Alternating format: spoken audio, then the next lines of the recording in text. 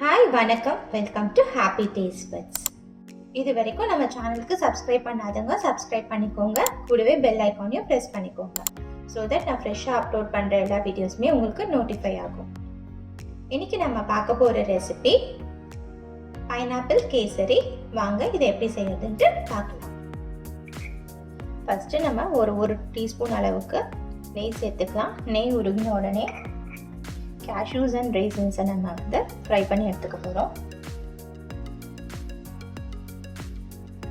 நெய் உருகினதும் cashews first சேர்த்துக்கலாம் வறுக்கிறதுக்கு. இது அகெயின் உங்கள் விருப்பம் தான், நீங்கள் எவ்வளோ வேணுமோ அவ்வளோ சேர்த்துக்கலாம். இந்த மீன் டைம் நம்ம 1 கப்பு ரவைக்கு 3 கப்பு தண்ணி, இதுதான் அளவு. 1:3 ரேஷியோ. ஸோ இந்த மீன் டைம் இதை நம்ம ரோலிங் பாயில் வர வரைக்கும் சூடுபடுத்திக்கலாம்.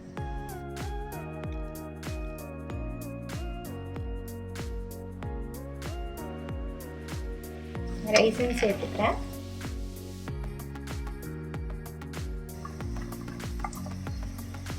ரைசின்ஸும் பபிள் அப் ஆயிடுச்சு.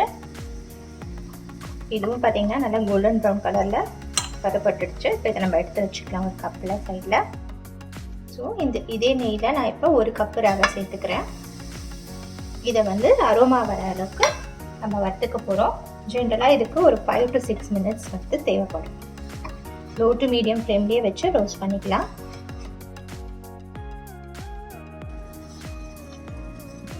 ரவை பார்த்தீங்கன்னா சூச்சி நல்லா ரோஸ்ட் ஆகிடுச்சு.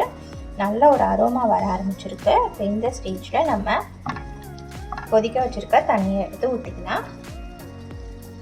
ஃப்ளேமை லோ பண்ணிடுங்க. சிம் பண்ணிட்டு ஆட் பண்ணுங்க.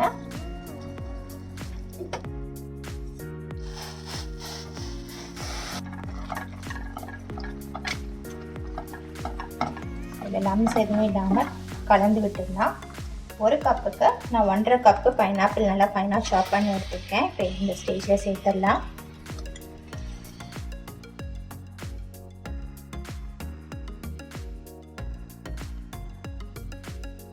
இந்த ஸ்டேஜில் எல்லோ கலர் சேர்த்துக்கலாம். நீங்கள் எசன்ஸ் விருப்பப்பட்டாலும் இந்த ஸ்டேஜ்லேயே சேர்த்துக்கோங்க.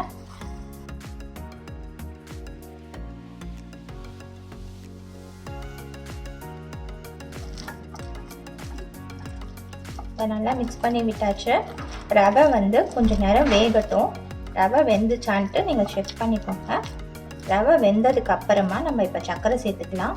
1 கப்புக்கு 1.5 கப்பு சுகர் கரெக்டாக இருக்கும். ஜென்ரலாக நம்ம இப்போ பைனாப்பிள் சேர்த்துருக்கோம். ஸோ பைனாப்பிளோட ஸ்வீட்னஸும் இருக்கிறதுனால 1 கப்புக்கு 1 கப் சுகர் சேர்த்தோம்னா நமக்கு கரெக்டாக இருக்கும். It depends on the pineapple sweetness தான். ஸோ நீங்கள் செக் பண்ணிட்டு சேர்த்துக்கோங்க. ஸோ 1 கப் சுகர் சேர்த்துக்கலாம்.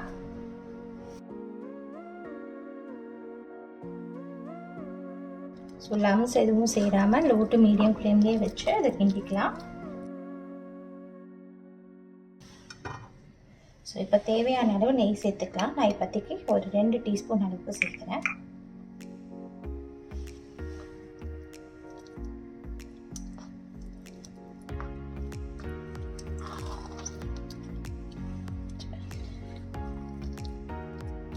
ஸோ இதை மூடி போட்டு ஒரு 2 to 3 minutes அப்படியே குக் பண்ண விட்டுடுவோம்.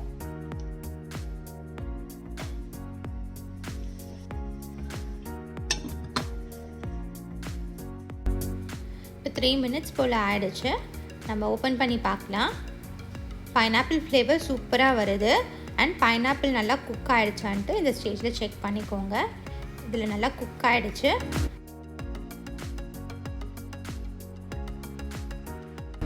இப்படி நல்லா சேர்ந்து வருது பாருங்கள். இதுதான் இதோட ரைட் கன்சிஸ்டன்சி. இப்போ நம்ம தேவைப்பட்ட அளவுக்கு நெய் சேர்த்துக்கலாம். This is totally optional. And நம்ம வறுத்து வச்ச முந்திரி அண்ட் திராட்சையும் சேர்த்து மிக்ஸ் பண்ணி விட்டுக்கலாம்.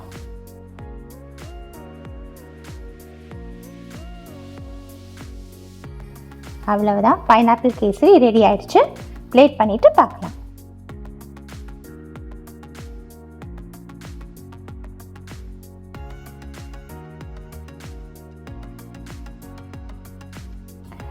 ஸ்பூனில் பாருங்கள் ஒட்டவே இல்லை, நல்லா க்ளீனாக வந்திருக்கு. ஸோ கேசரியோட கன்சிஸ்டன்சி இந்த மாதிரி இருந்துச்சுன்னா சாப்பிடும்போது ரொம்பவே நல்லாயிருக்கும். பைனாப்பிள் கேசரி பார்க்கும்போதே வந்து மவுத் வாட்டரிங் ஃபீல் இருக்குது. ஸோ நீங்களும் இந்த ரெசிபியை கண்டிப்பாக ட்ரை பண்ணி பாருங்கள். ட்ரை பண்ணிவிட்டு உங்களுக்கு எப்படி வந்துச்சுன்னு எனக்கு மறக்காமல் கமெண்ட் பாக்ஸில் சொல்லுங்கள். அண்ட் இந்த ரெசிபி உங்களுக்கு பிடிச்சிருந்துச்சுன்னா லைக் பண்ணுங்கள், ஷேர் பண்ணுங்கள், அண்ட் மறக்காமல் நம்ம சேனலுக்கு சப்ஸ்கிரைப் பண்ணுங்கள். தேங்க்யூ.